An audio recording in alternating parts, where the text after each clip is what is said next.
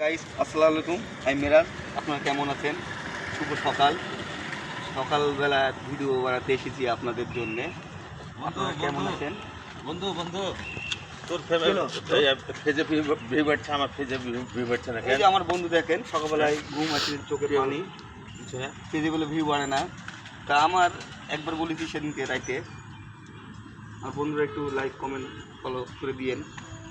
চোখে দেখেন কালো কালো শিরে পুড়িয়ে গেছে, লাইক ভিউ হয় না, ভিউ কম না দোষ, ভিউ কম। ভিউ কম।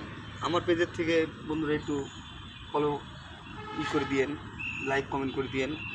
বন্ধুরা অসহায়, আমার পেজে দেখে শুধু করে পাগলের মতন একটু চোখ বড় বড় করে।